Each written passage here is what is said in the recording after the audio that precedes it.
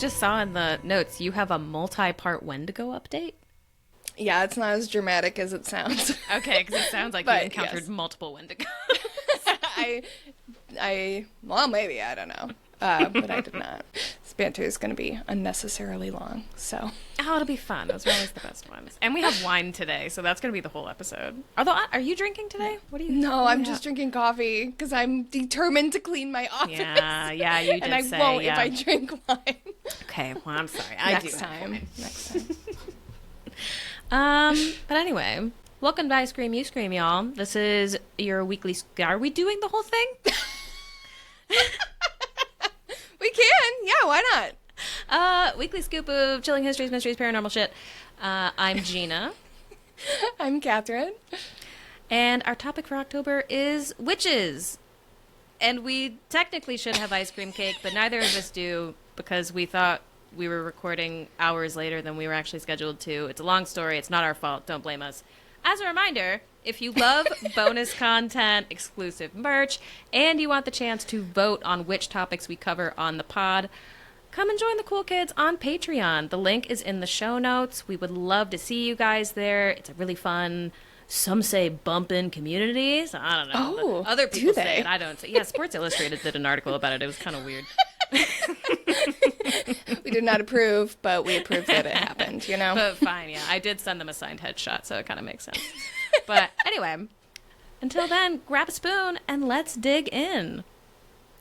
What's your Wendigo update, dude? Okay, so this is not as dramatic as it sounds, but I do have it's not really a Wendigo update, but I didn't know how else to write it down so that I could remember this story. So, item number 1, unrelated to this podcast, with people who do not listen to this podcast, I have had multiple, like several separate discussions about cannibalism this week. What? And I have not started a single one of them.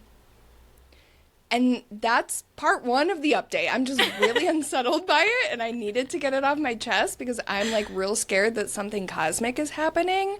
Yeah. And it's leading to, like, an increase in discourse on cannibalism. So brace yourselves. This is my warning to all of you. Part of what it is a lot of the horror books that are coming out or, like, new horror releases this year, a lot of them have to do with cannibalism in one way, shape, or form. Oh. Which is upsetting to me because I really enjoy horror books, but I cannot read any of these because of the aforementioned not wanting to fucking talk about cannibalism.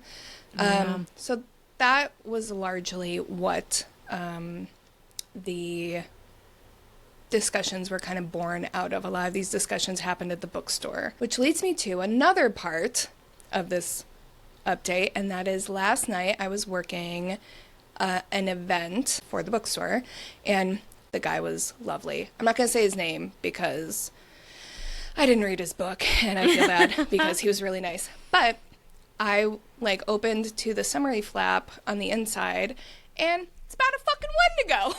I had no idea. Yes. And for context, for everyone, we just recorded the Wendigo episode, like, the other day. So, like, this is immediately after the discussion about Wendigo and cannibalism. Wow. Which leads me to part 3 of my Wendigo update, which isn't really related to Wendigos at all, but we're transitioning to the bookstore. My manager at the bookstore discovered our podcast, and he will not talk to me about anything but our podcast.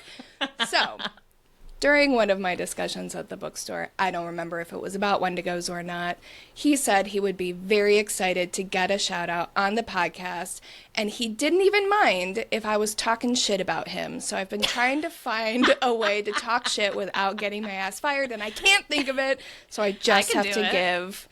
I literally was going to say I just have to give a regular shout out, but if you can think of anything... What's your manager's name? Jason. Please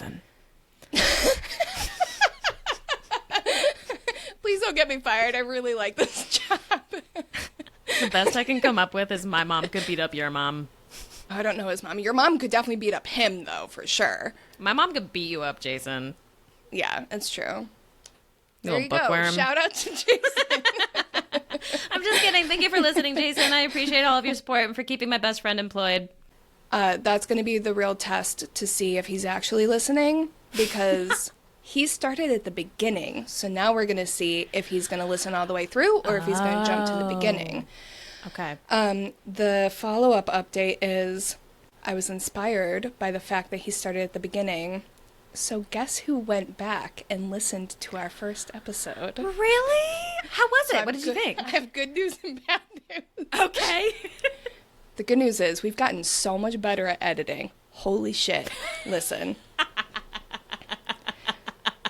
So, lots of coughing for some reason that we did not edit out. A lot of, like we started every sentence with, but here's why. What we do now that we edit out is we take a water break between our ice cream and telling the story, which we did not do previously. So we would go from eating our ice cream to talking for an hour straight with no palate cleanser. So that's a good news. We've gotten better at editing. Bad news, for me personally, I feel like I've gotten a little bit worse at storytelling. I was like real invested in Elizabeth Bathory, and now I'm like, what the fuck? I don't even remember my last episode. I feel like I was just rambling. I remember the Ure Grando episode better than I remember any of my other ones. Oh, that's interesting. Yeah, that's probably true for me, for Elizabeth Bathory, but remember that's because we were researching those for like months straight. Yeah. Yeah, because we were so scared. Yeah. That's so funny. Anyway, so that's my multi-part Wendigo update. Wow, that you took me on a journey there. I also have thoughts about your manager listening to the podcast, but it's mostly fear. Because even though he's not my manager, I'm still scared. One thing I can say with confidence is you do not have to be scared of Jason. As long as you're not chatting with your friends up at the front desk, you're safe. If you got time to lean, you got time to clean. That's what I always say. Oh my god, yeah, he always says that too! Of course he fucking does, because he's a manager. Okay, moving on from Jason. Yes. I don't have an exciting supernatural update, but we got so much feedback about Supernatural from the last episode that I feel real bad about myself for not watching this show. So, I've not watched it. I haven't had time since our last recording, but I want everyone to know that it's in my queue, and I will be watching it, and I'm so sorry. I also misspoke. I thought it came out way after it actually did. I have no excuse for not watching this. I was not in Chicago. I did have access to cable when it came out. I'm so sorry. I would like to publicly apologize to everyone for not watching the show. So I did take a test. I took a BuzzFeed quiz to see which one I was, Dean or which Sam. one are you?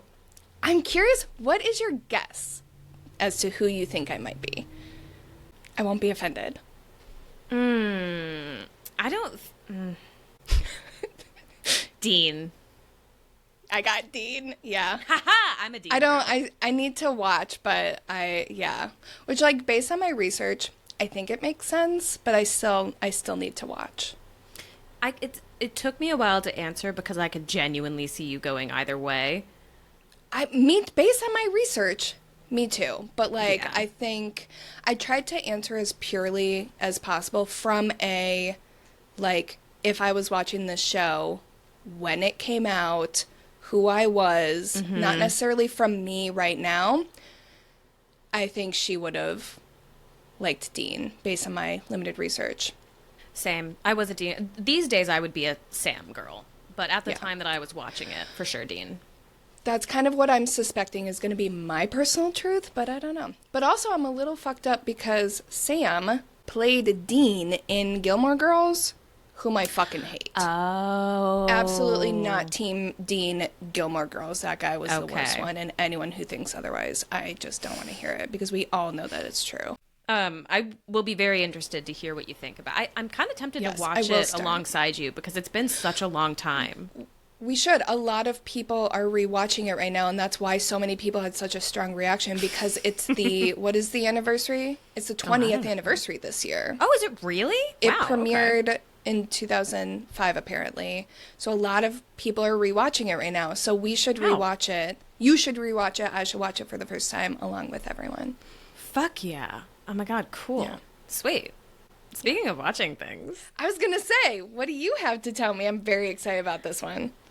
I finally watched a scary movie, and it turned out it wasn't actually scary at all.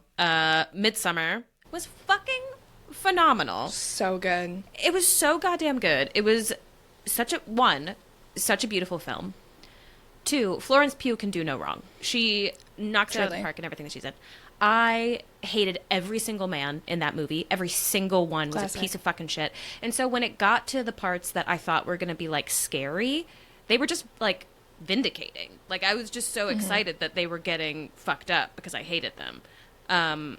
Such a layered movie. I had a really great time afterwards reading about it online, because when you're watching it for the first time, you're just so caught up. I was just gonna say you should do that. Sorry to interrupt, but I was literally gonna say I'm curious to know your thoughts on it. Yeah, there's so much about it, and I still need to like get deeper into it, because people have written like essays on this movie and the symbolism in it and the different parts of society that it speaks to. Because the first time, like when I was first thinking about it, I was like, oh, this, like, to me obviously has like a feminism angle to it. Like that's one of the, you know, the subtext of this is like a feminism thing. And then I was reading about it, and people were writing about its commentary on like race and experiences with racism, and I was like, oh shit, I totally didn't clock that. So then I was reading into like the moments in the movie where people see that, and there's all different types of things. Like there's just so much that was being said within that movie but wasn't being explicitly said, and it just feels like a rabbit hole I can go down for forever, and I love it. So there you go. That's horror movies in a nutshell. You secretly like horror movies. I'm a scary movie lady now. That's my update. You are. The joy I felt. So for those who don't know, we have, is it a shared notes doc, or do I just have it? It's shared, yeah. Of Gina's horror movie adventure, and I felt a lot of joy checking Midsummer off the list. I got a notification when you did that, and it made me smile. Man, I didn't for a little while because I wanted you... Rephrase. I didn't want you to do it because I wanted to do it, but I wanted to give you the chance to do it. But then when you didn't after a day or two, I was like, I'm going to do it. You can do the next one. Anyway. Very proud of you. I would love to hear a story if you have one. I do have one. In fact, I have one of my favorite ghost stories and one of the most confusing and talked about and just what the fuck actually happened type of ghost stories in American history. Damn. So I'm very excited to talk about it. Today, we're going to be discussing the Bell Witch. Do you know anything about the Bell Witch? Mm-mm. Perfect. I was hoping you wouldn't. I feel like I never know anything about anything in this podcast. We know, like, opposite things. Like, I never know anything about yours. Anyway, okay. Blah, blah, blah, blah. So this story is often disputed, and the actual events are widely theorized, because what happened to the Bell family of Adams, Tennessee, was never completely officially known. We'll dive deep into that toward the end, but what we do know is they were tormented for years. Legend has it was by the spirit of a woman named Kate Batts, aka the Bell Witch. Okay. So, who's Kate Batts? We are not exactly sure when she was born, but some sources indicate it may have been somewhere around the year 1750-ish, possibly, and probably a little bit later, but we don't have record. She was born to John and Farabee Murphy Williams. Oh, ain't that an old name? Ain't that an old name, yes. I had to, like, make sure that was actually the name, but yes, Farabee Murphy Williams. And she was born in North Carolina, and her full name was Mary Kathryn Williams, but she went by Kate. Okay. Another classic name. Mm-hmm. So, again, there's not much record of her childhood or upbringing. America was not even America yet, so records of like middle and working class people are pretty scarce from that time period. But what we do know is that her grandparents were relatively wealthy farmers. They weren't like soups dupes rich. They're still like working class people, but they were very successful planters. So they had an operating and well-oiled machine type farm. Like they were big in the region. They were successful farmers. So they were comfortable. She had a standard comfortable upbringing. Kate would go on to marry a man named Frederick Batts, and together, sometime in the early 1800s, historians estimate somewhere between 1800 and 1810, Frederick and Kate would make their way out to Adams, Tennessee, which, as of the 2024 census, has a population of 666 people. Oh, fuck off. Yes, that's isn't that crazy. Wild? Wow. Right? I know. All right.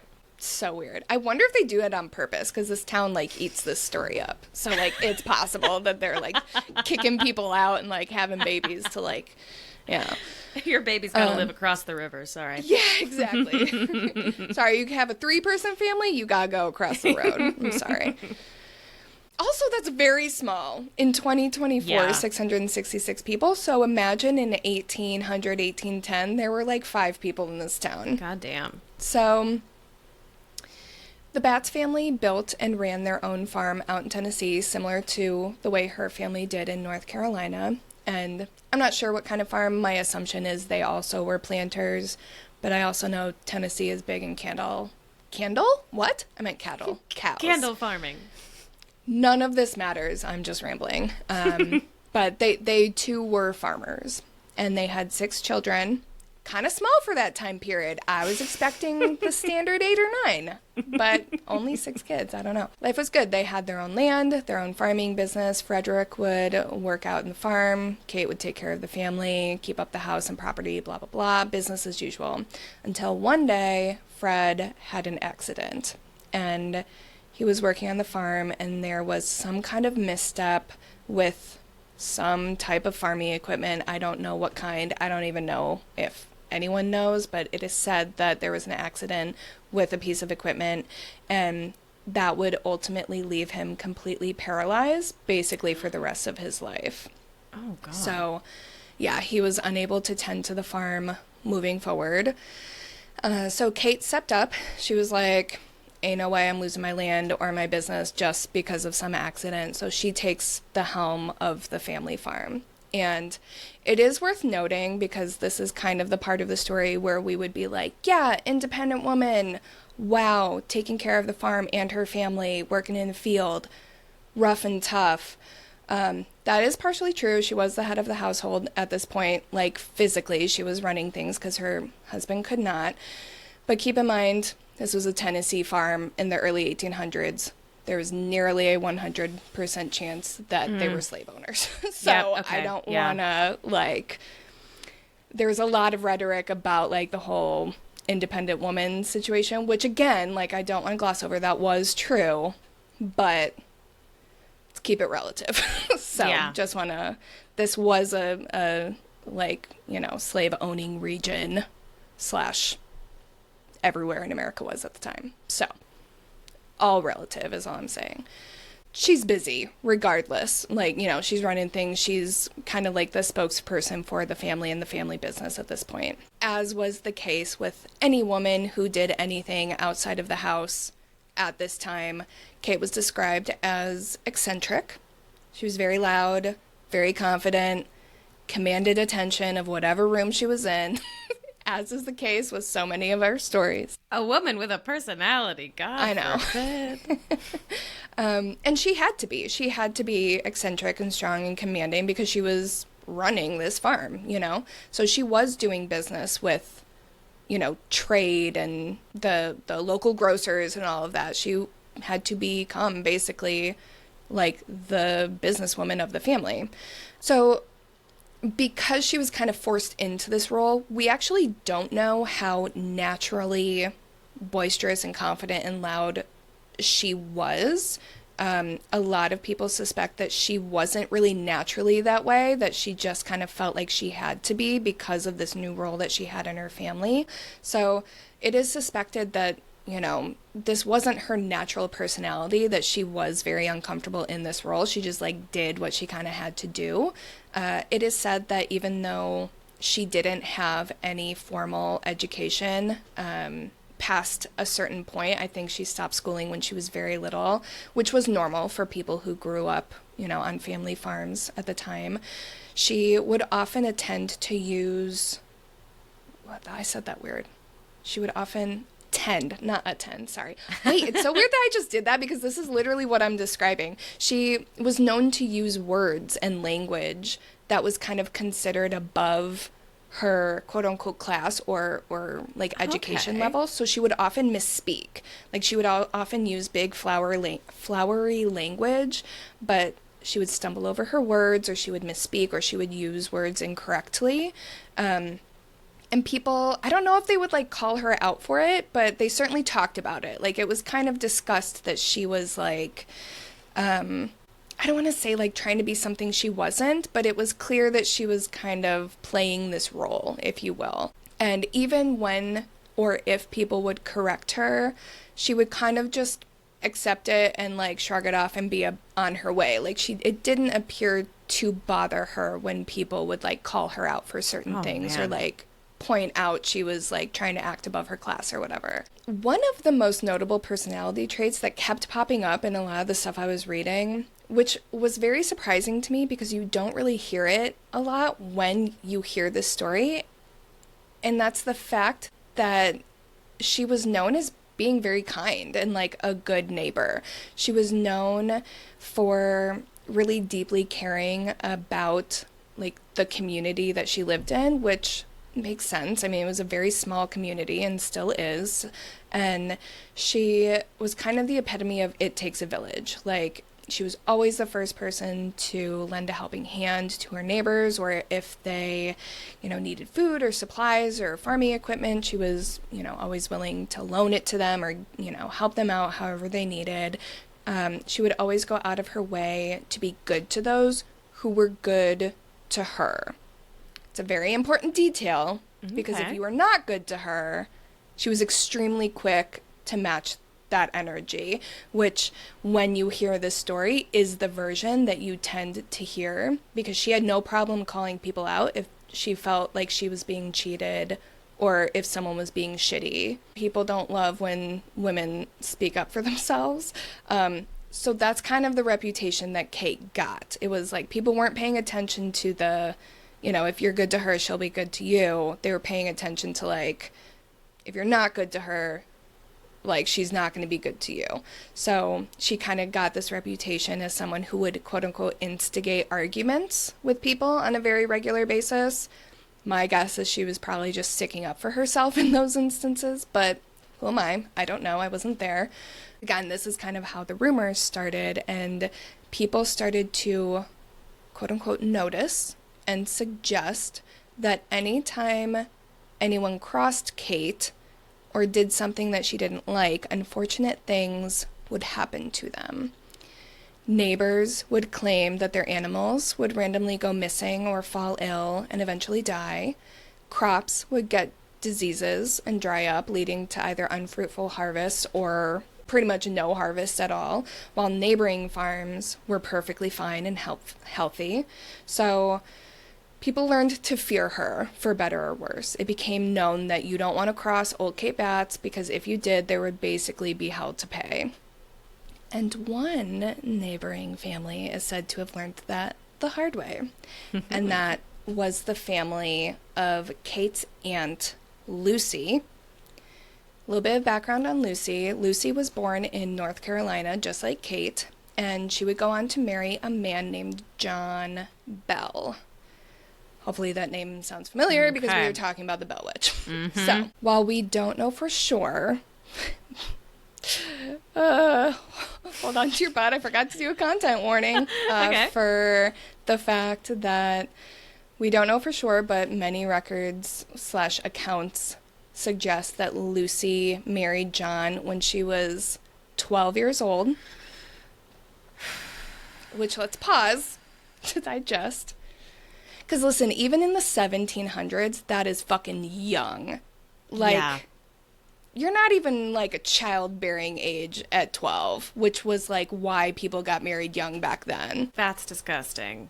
That's like deeply fucked up. Yes. Yeah. Spoiler alert, we hate John Bell, just so you know. Okay, cool. Yeah. Good. We as in us too. A lot of people don't talk about how shitty he was when they tell the story, but he was like objectively a piece of shit. So It doesn't surprise me. I'm very purposely framing this story in the way that I am to spread the narrative that I am. Fuck John. Yeah, fuck John Bell, truly. Yeah, we're gonna let that sink in and deal with the trauma of knowing this detail about Lucy's age at a later date. And move on to the fact that Lucy and John moved out to Tennessee in about 1804. Some people do speculate that they left to go to Tennessee because of the fact that John may have been getting shit for marrying a literal child. We don't know. That is a guess that people are making retrospectively. You know, there's no official indication of that, but it's possible. Based on the time frame, though, I will say I don't want to say more likely. I think two things can be true at once. But it is likely that just a big chunk of the family moved from North Carolina to Tennessee at the same time, because that would have been within the time frame that Kate and her husband moved out there as well. So it's possible they just were like expanding the family farm essentially.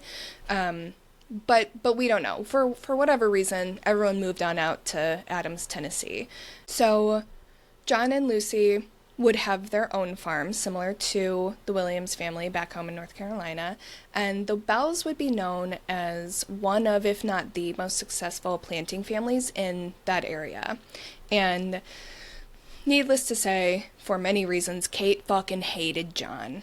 That is known for sure, for all the reasons we've already discussed. But in addition to that, some people also say that she could have been jealous of his family's farming success. You hate when your enemies succeed, right? Yeah. Like, we hate to see it. So that could have come into play. Others think she just hated him for the fact that he was likely not that good to Lucy. He was a piece of shit. So it's possible that he just wasn't a good husband and, you know, wasn't good to the kids, etc., etc. He was known to be really pompous, so it could have just been as simple as that. Worth noting, John also hated Kate. He didn't like how loud and confident she was. So there was just like a big, like, there was bad blood between them. And at a certain point, their hatred for each other kind of escalated and came to a head, and there was a pretty significant feud between Kate and John.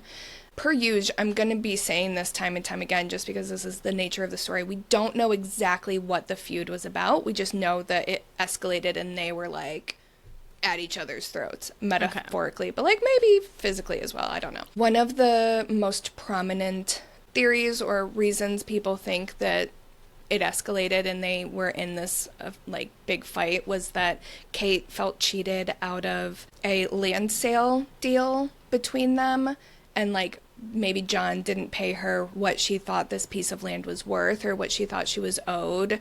It was like trying to take advantage of her.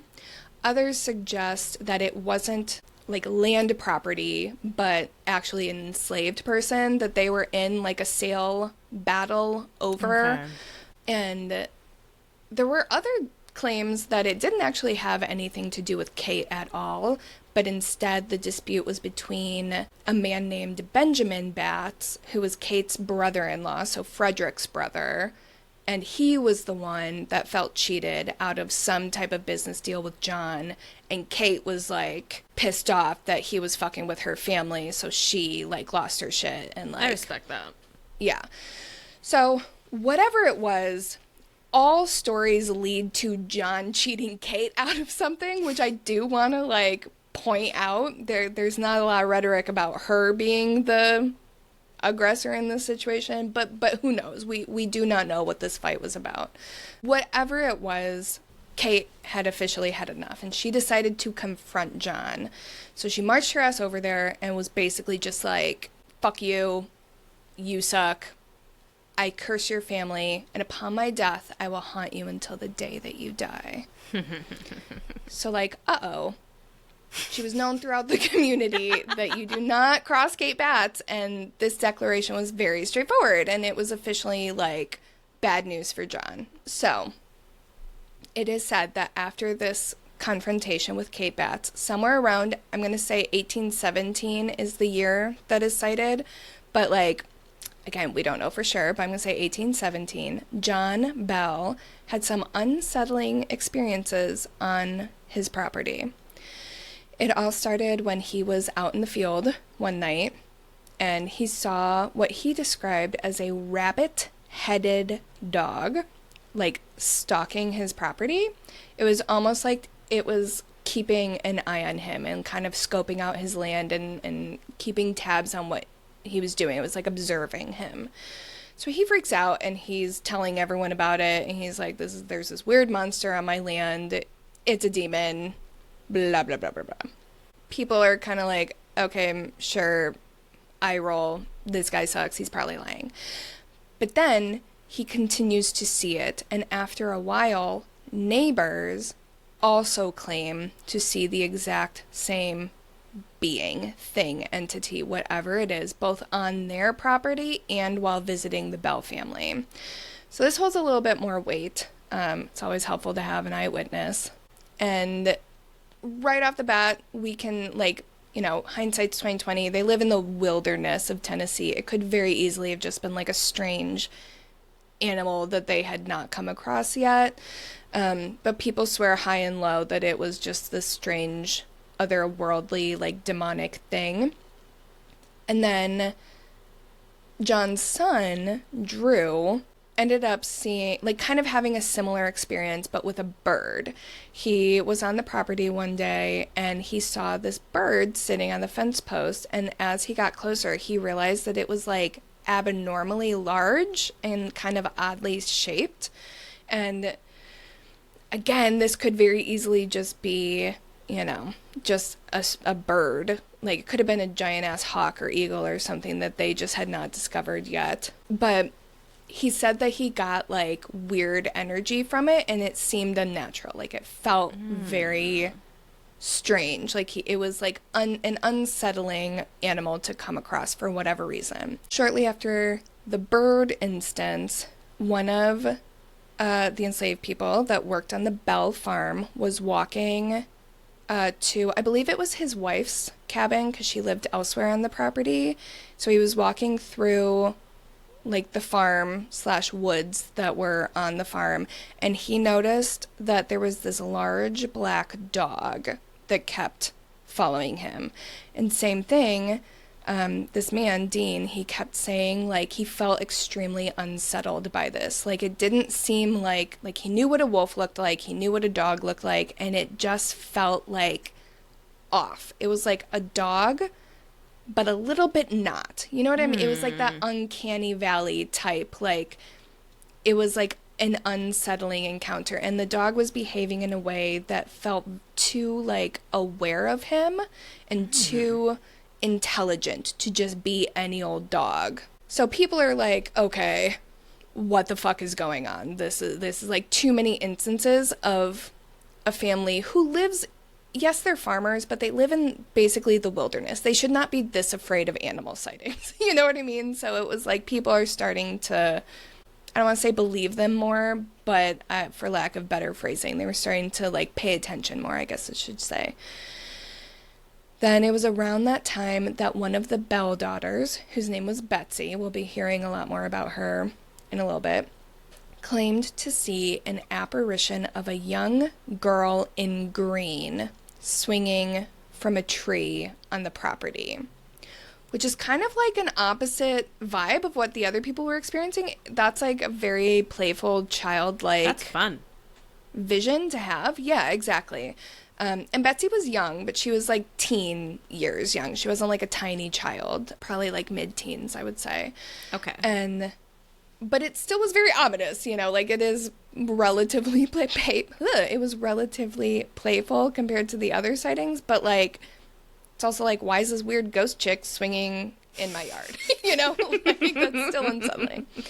So they don't know what to do. They're like, something weird is happening. This is unsettling. What the fuck is going on? There's not really much they can do. So they're just like, okay, let's just keep tabs on this and like try to keep each other safe. And that is when the weird vibes moved into the house.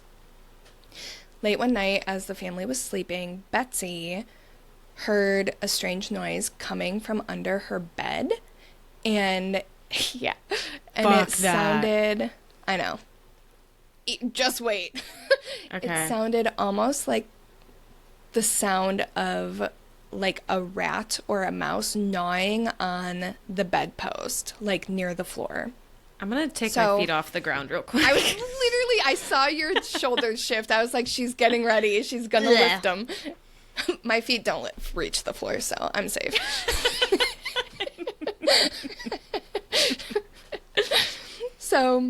So Betsy, and I will say this is another thing, like it is disputed who experienced what first, but most of the stories point to Betsy because most of the experiences were had by the daughter, Betsy. So I'm going with the story that she's the one that experienced it all first, inside the house. So she gets up to check, thinking she's going to find exactly that, you know, a mouse or a rat or something gnawing on the bedpost, and nothing is there. Okay, she's thinking, whatever, rats are sneaky, it must have just, like, snuck away. But it keeps happening. She keeps, you know, all through the night, it's like she's hearing a gnawing sound, she'll try to catch whatever it is, and then it just stops. And, like, it gets to the point where she's like, there's no fucking way I'm not catching it. Like, based on the timing, it's like, what is that? You know, like, there's no time for this creature to escape in the amount of time it stops and starts again, you know? But she keeps hearing it night after night. And as the days go on, as the nights go on, the gnawing sounds turn to knocking. So very classic. We've had a few knocking stories. And not only did the sound grow from the gnawing sound to the knocking, but the rest of the family started hearing all these things as well. So it wasn't just growing in sound, but it was growing like from person to person. And it was like, it wasn't just a knock. It would knock on the wall, and then like 2 seconds later, you'd hear a knock on the ceiling, and then on the floor. It was like everywhere at once, essentially. So they were hearing it like all throughout the night and all throughout the day. They also started to hear the sound of dogs fighting in the house. Oh. Which made no sense because they didn't keep dogs in the house. There were no like family pets inside the house. And again, it was one of those things where like you could hear it, you could tell it was inside, you could tell it was coming from within the house, but you couldn't tell where. It was just like in the ether, right? Like in the void. So the sound is growing, the sound is escalating. My favorite thing that they heard, because I'm like, what the fuck was that? Is they started to hear the sound of chains dragging on the floor.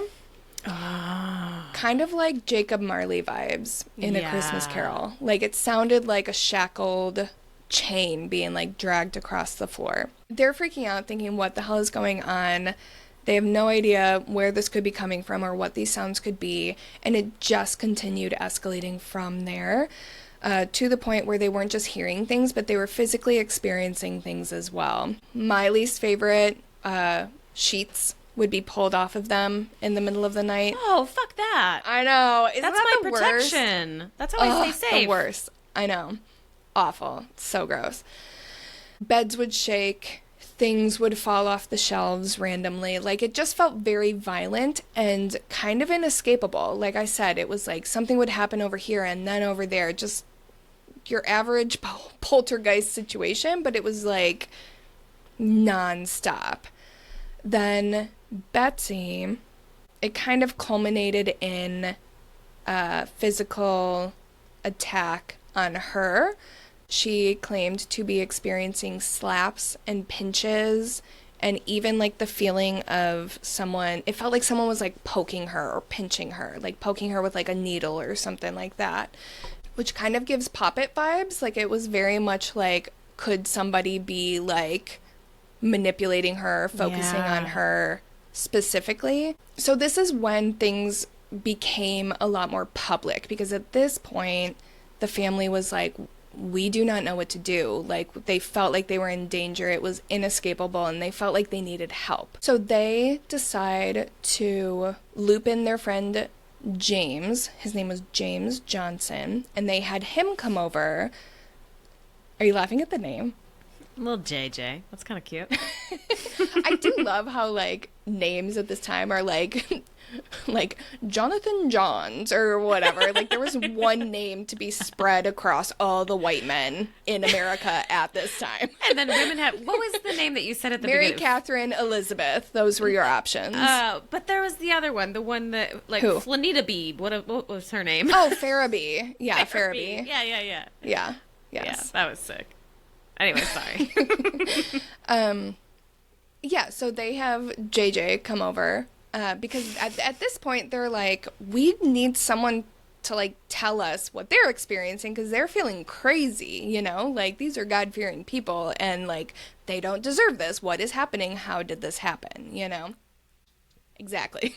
So it's at this point, when they decide to reach out to this friend, that John's face starts going numb randomly. He starts experiencing, like, numbness in his, like, mouth and jaw region, and the parts that he could feel were painful. He described it as feeling like there was, like, a stick in his mouth that he, like...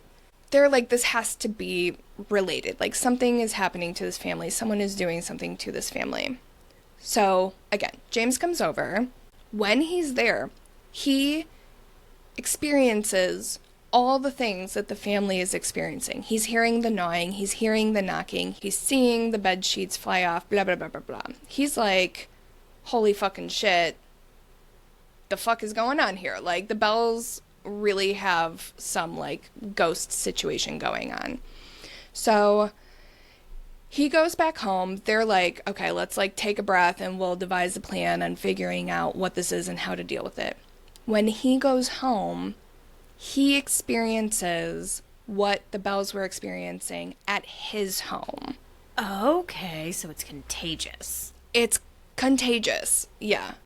So he comes back to the Bell house another day and is like, yo, you guys have some evil shit. We need to figure out how to get rid of this thing, like, once and for all. So they're like, we're gonna banish this demon, whatever it is. So they start doing kind of their own little paranormal investigation. They're like, okay, there is something here. Let's try talking to it. So they do. And they ask this suspected spirit, who are you and what do you want? To which the spirit responds, and it says, is a direct quote from places, I'm assuming this is all paraphrased, but it says, quote, I am a spirit, very straightforward. I once was very happy, but I have been disturbed. That is what they hear in response to their question. Like a voice. A voice. It Okay. says, like, something is speaking to them, yes. They're like, all right, dope, we can work with this. So they continue asking it questions. They ask the entity for its name, to which it responds saying it is, quote, the spirit of the old witch Kate Batts. So now, the Bell family's like, aha, I knew that shit sucked. She's the witch who brought this upon us. Case closed. For whatever reason, the witch's spirit, which is what I will call it from this point forward, unless I misspeak and accidentally call it something else. I, like, didn't know what to call it throughout this whole thing, but that's what I'm going to choose to call it, because I don't know. The witch's spirit was super talkative, and it seemed to really enjoy drama. It would often bring up, like, hot goss from the community and around the neighborhood, and basically, like, it literally was, like, talking shit about neighbors and, like, community members and stuff. Wait, that's so funny. Once this story is fucking wild. They introduced themselves. Once they start talking. Okay, well, now that we're friends, Yes. you're not going to fucking believe what that's the Bartholomew thing. did. Yes, that was kind of the vibe. Yeah, it's very Okay. gossipy and whatever. But still, like attacking them. Like she But still angry. Okay. didn't like them. Yes, exactly. She was just like looping in drama. Like she was like, yeah, it was very dramatic and very strange. That's amazing. Yes. So, you know, as the days and weeks and months go on, more people are getting wind of this, and the more tests they perform, very similar to your, what was the one you just said, the Cock Lane ghost. It was very similar to like word spread. This is like a known thing that the Bell Farm is haunted, and they're talking to it and they're learning things and blah, blah, blah. Remember, there's like 4 people in this town. And so everyone's hearing what's going on at the Bell family farm. So people would come and, you know, they would test it and see if it was legitimate, and every single test that it gave, or that people would give it, it would pass. Like, people would ask questions that the Bell family or other community members couldn't possibly know, like things from their childhood, things about like their neighborhoods from before they, you know, a lot of these people are, you know, British immigrants. So they'd ask questions about from where they came from and their old neighborhoods and their aunts who lived on the coast, like all these things that people couldn't possibly know. And they would pass all the tests. Like, I don't know. Spoiler alert, like, we still don't know what this was. I will say that. So it was just very strange, and people believed it because, like, they were passing these tests. And this haunting would go on to last for years. This happened for, I'm going to say, like 3 or 4 years, I think, would be, like, the bulk of it. Wow. And during this time, Betsy, the aforementioned daughter, would get engaged to a local guy named Joshua, and eventually, after being engaged for a little while, the witch's spirit would basically, like, convince her to call off this engagement. So she did. Like, it became, like, it was, like, it almost feels like it was a member of the family. This is so It wild. was strange. Yeah, it was strange. So, with all of this being said, one person that seemed immune to the witch's spirit's wrath was Lucy. She seemed to have a soft spot for Lucy, the mother. She was kind of rude and pretty snarky to pretty much anyone who interacted with her. Even though she would still give them information, she was still very sassy. She seemed to really care about Lucy, and she mostly left Lucy alone. Very specifically, never gave her any trouble. This was kind of further proof that people would point to show that it was, in fact, the witch, quote-unquote, Kate Batts, because they were family. And even though Lucy's family was technically also Kate's family, it was said that Kate didn't really like the family because they were a result of her being with John, whom she hated. You know what I mean? So it was like her loyalty was to Lucy. So it made sense that it would be Kate Batts because the witch spirit, whatever, seemed to have a loyalty to Lucy. So this whole Kate Batts is haunting the family became the official story. The problem with this is the fact that Kate Batts wasn't dead. She was alive and well, and her spirit was, like, in her physical body and, like, not available for poltergeisting. So that's a, like, problematic point in this story. She was just, like, at home living her life and, like, working on the farm and, like, not being actually ever accused of witchcraft. Like, she wasn't actually a witch.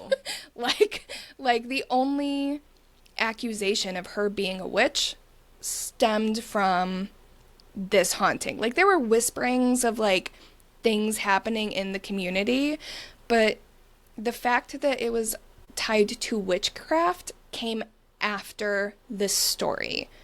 Okay. Any indication that people were having trouble on their farms or whatever, people thought it was because she was physically doing something to them. Like, she would come and, like, steal a cow. Not, like, put a curse on the farm. You know what I mean? Okay. So this story is what led to her being known as the witch Kate Batts.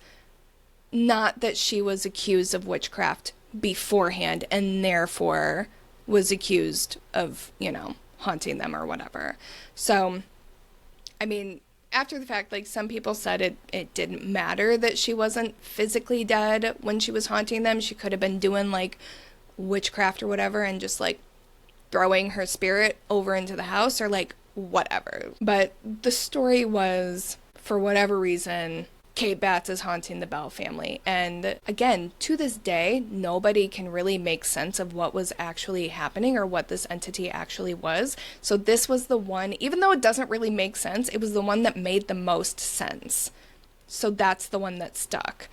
Sorry, Cinnamon. Cinnamon keeps scaring me because I keep thinking she's in here and then she'll, like, come in here and I'm like, what the fuck is coming into my room right now? Doppelganger Cinnamon. Yeah, exactly. God, what a nightmare. Anyway, so a lot of people theorize that this quote-unquote entity could have been just your average poltergeist. It could have been a curse that was put on the family. Some people say alien for some reason. I don't know. Yeah. It's fucking weird. Yeah, Fuck like yes. well, because it's strange because they couldn't see anything, but they were talking to this thing. So it's like, what the fuck is going on? I don't know. That is so funny. Yeah, the biggest theory is that it was Kate.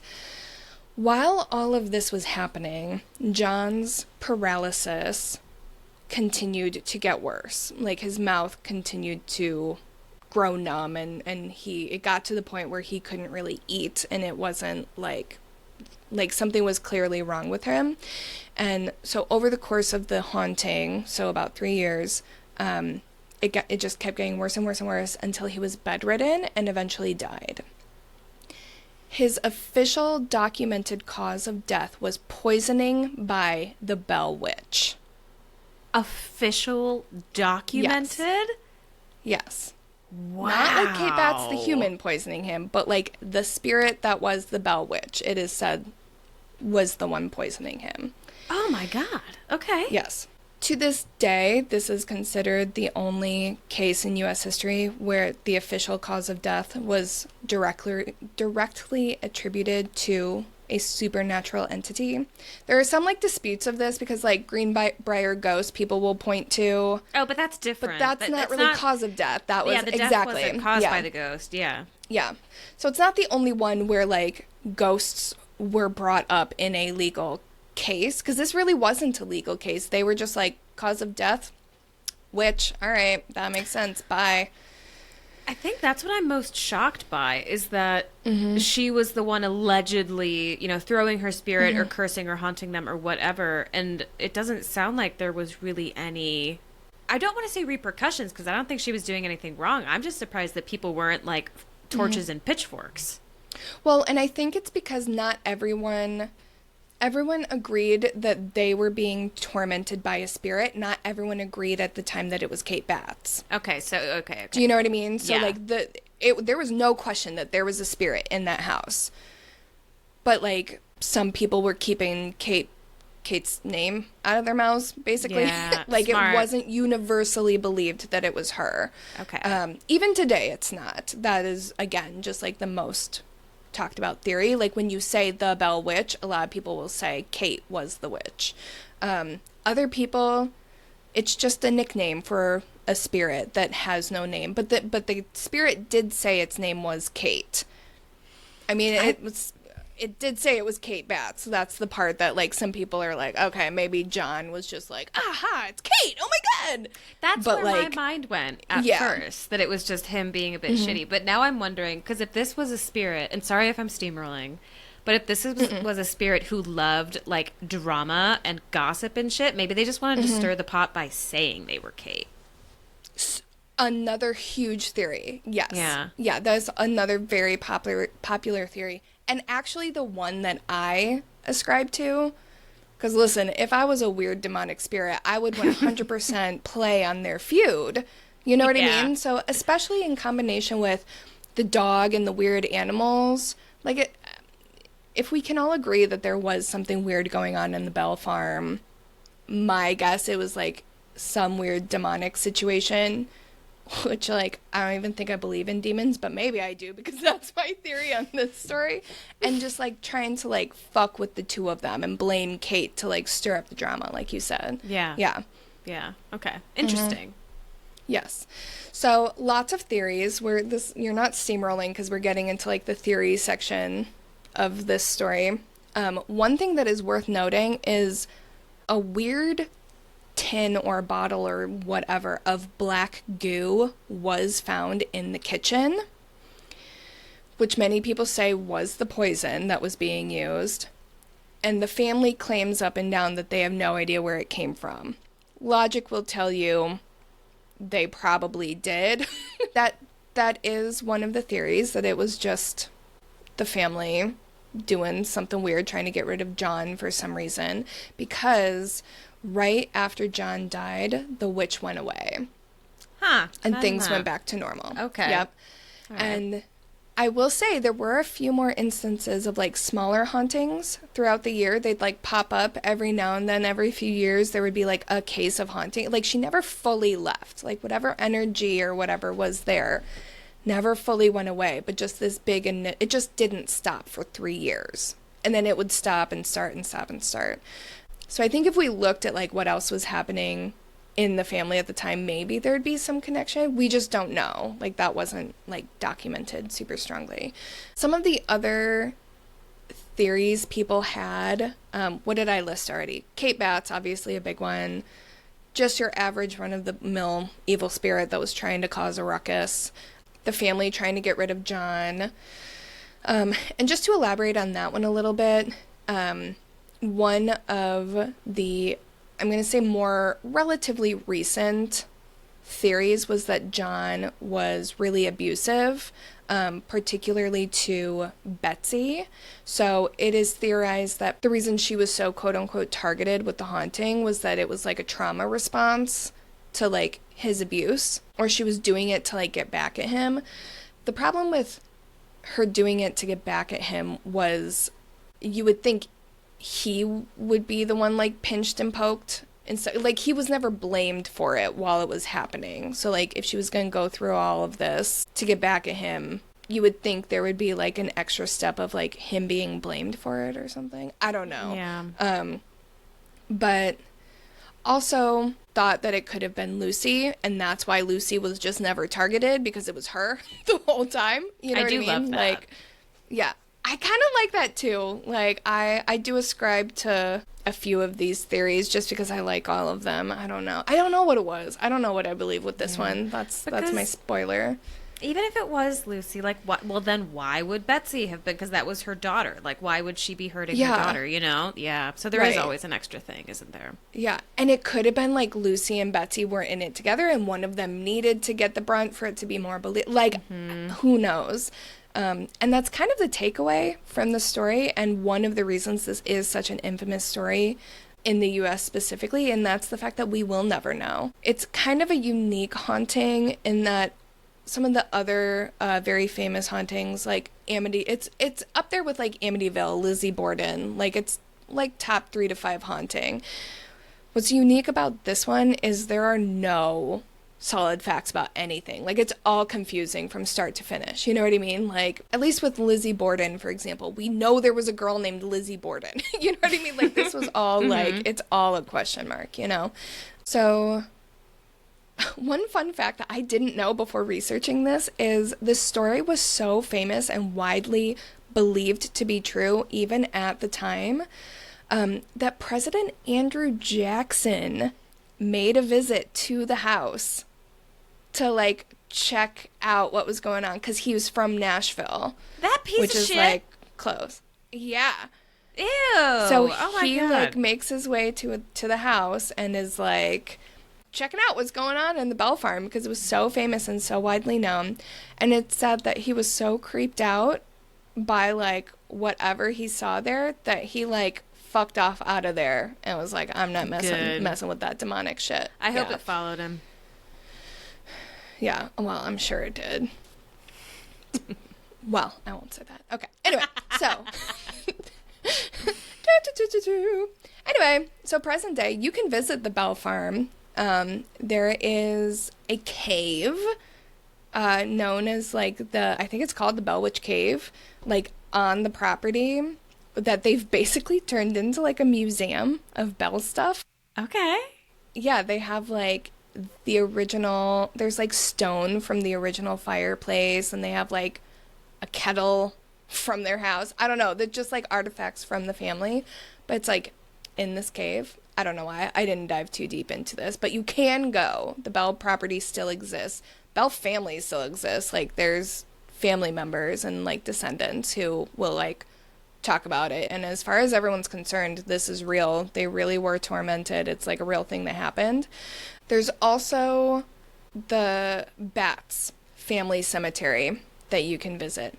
Unfortunately, as we've seen so many times before, you cannot find Kate's grave because her headstone was stolen many, many years ago.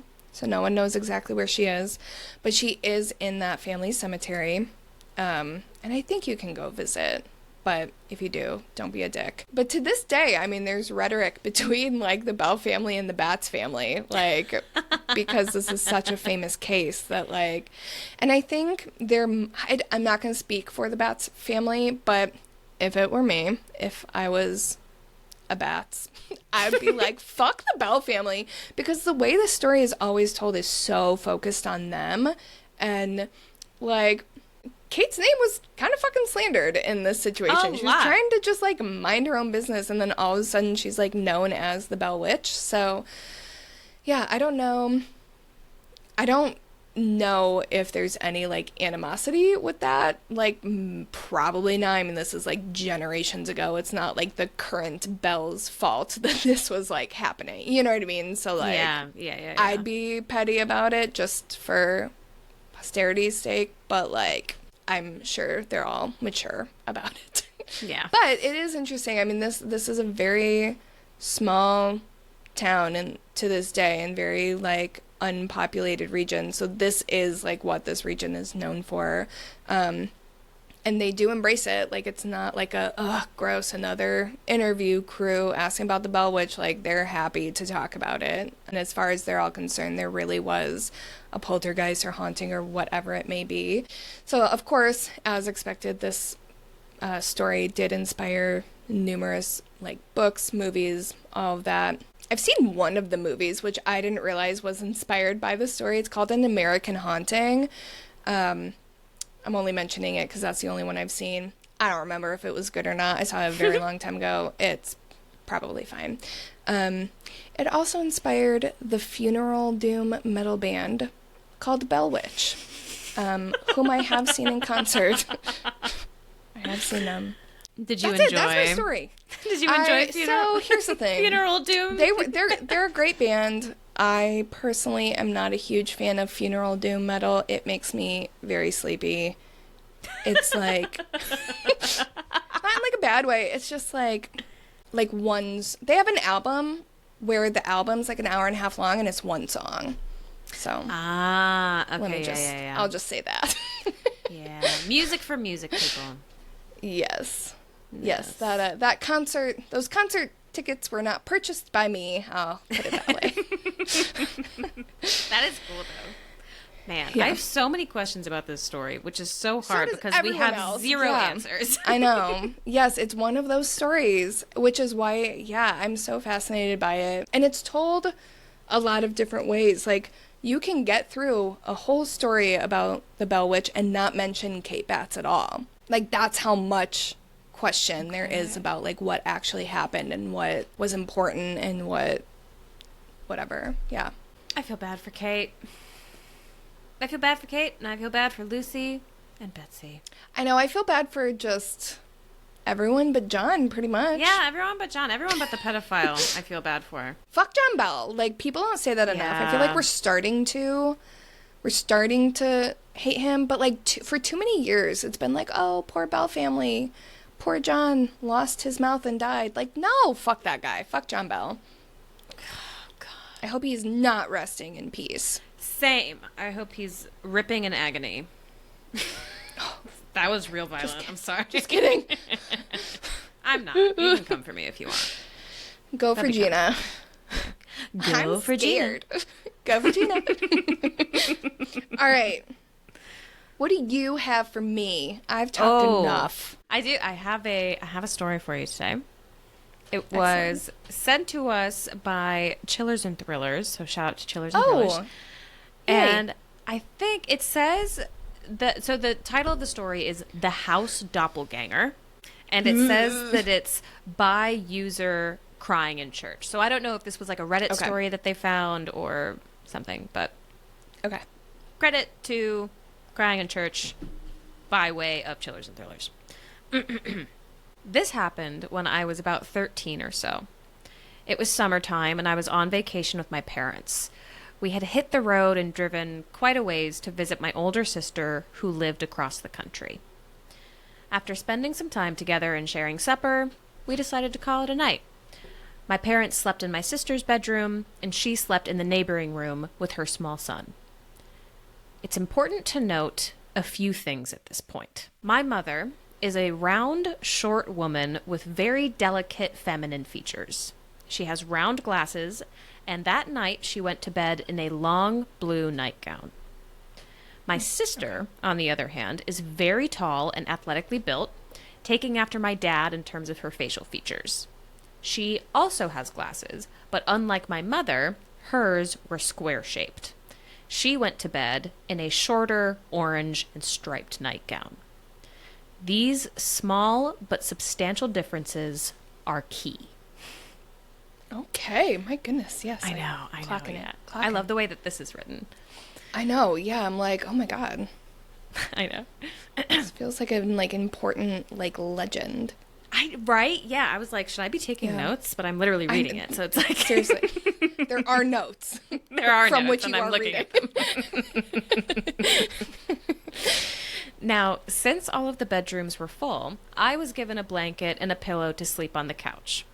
Of course, like any kid, I watched TV for a few hours well into the night, and at around 4 a.m., it dawned on me that we had plans for the next day, so I should probably try to get some rest. After tossing and turning for about an hour or so, I gave up and just laid on my back staring at the stars visible from the nearby window. As the natural light flooded the room from the sunrise, I flipped through some photo albums. I did this for a while, not having slept at all the entire night. At this point, I was pretty bored and lonely, and I was kind of hoping someone would wake up soon and talk to me. Around 8 a.m., I heard a door slowly open, and someone came out into the hallway. At my sister's house, the living room is sunken, which, by the way, I fucking love a sunken living room. Jealous. I want one so bad. They're so sick. Yeah, that's such a vibe. Living room is sunken, and a small staircase of maybe 3 steps leads to the raised kitchen and dining room. The hallway is also in this kind of raised area, and it connects to the bathroom and the bedrooms. In the living room, there's a doorless archway that leads down to the basement and the laundry room. So basically what this means is that I could look up and see what was going on in the dining area from the couch. This person hummed a little and then was caught off guard by a table in the dining room that was full of framed pictures of my family that my sister had on display. I don't know how to describe the way they looked at the photos, besides saying they were bewildered by them. Maybe even enchanted, letting out an occasional ooh or ah. Ooh. Uh-huh. I could tell it was a woman, but I wasn't sure if it was my mother or sister. And this was strange because, like I said, they looked alike, but were also very distinguishable.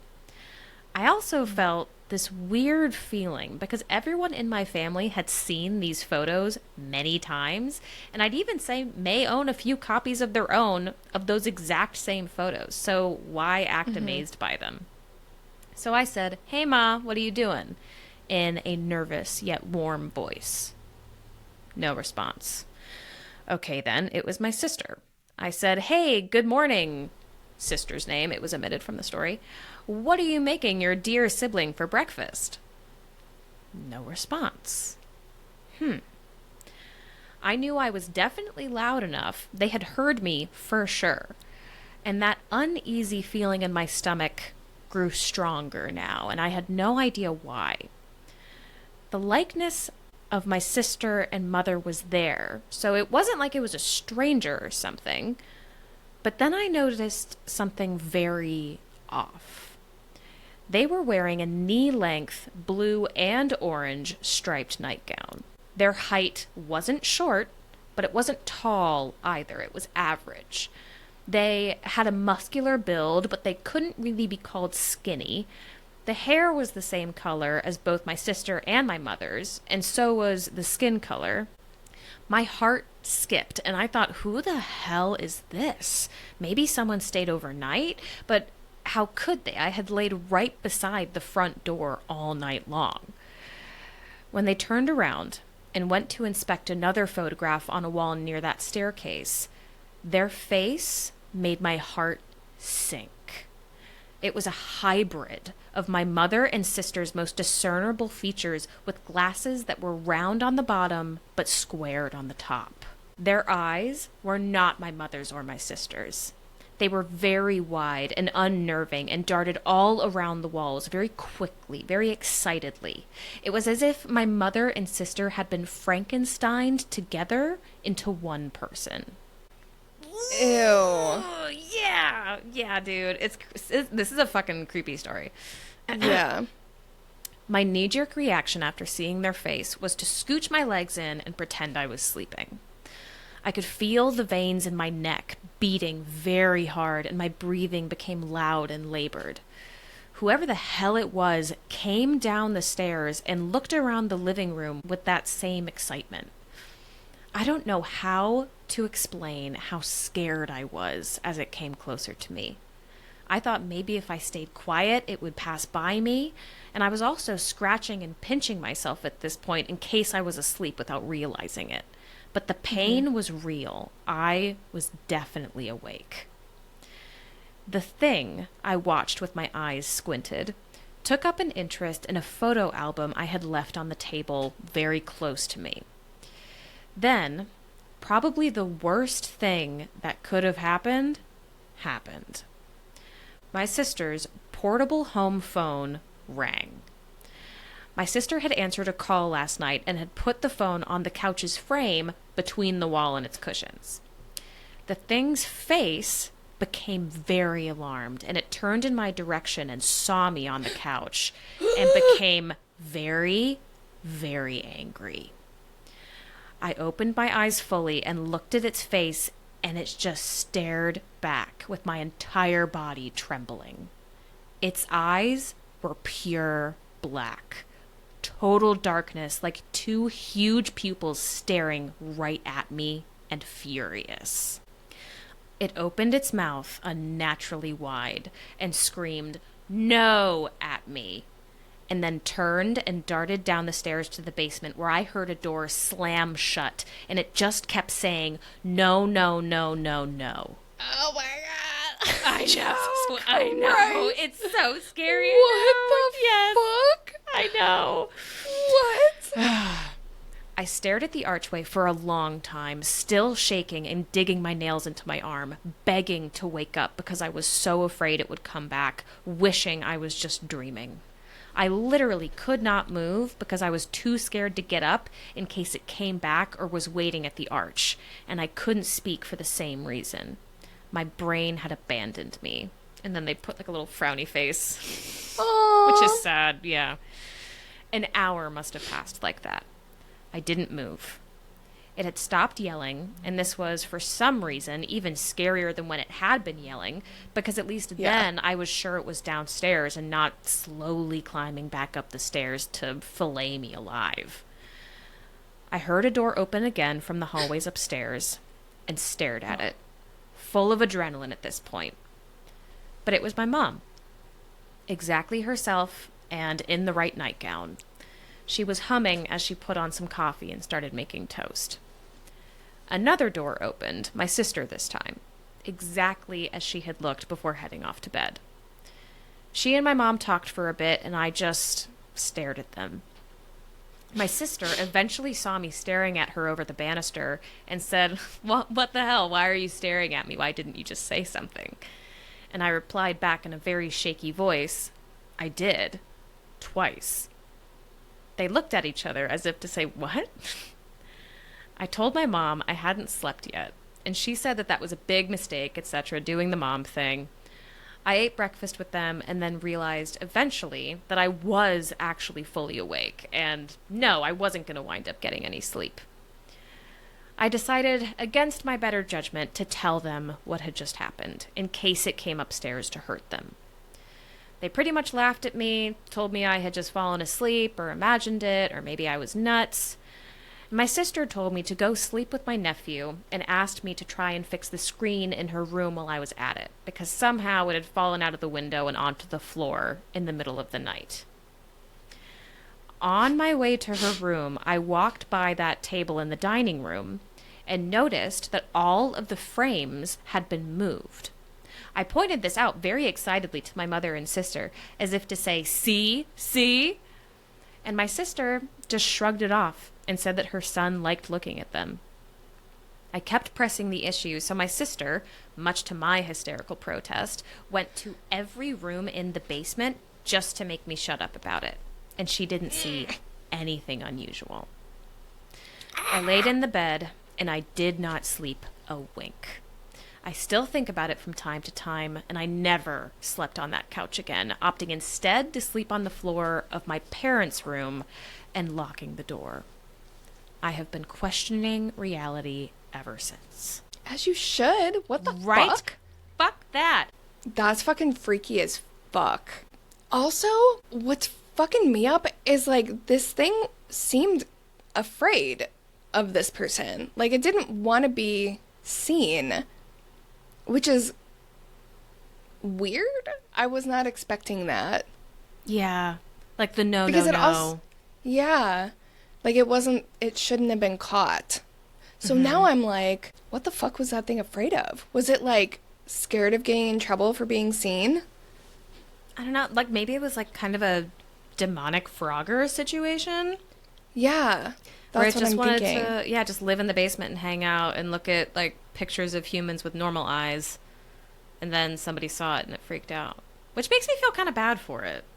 Also, like, why the fuck are you mimicking my mom and sister? Yeah, the hybrid thing. Like, that's fucking, and the fact yeah. that it was mimicking like the clothes they had worn to bed as well. That's fucking freaky as fuck, because that's like, do you do this every night?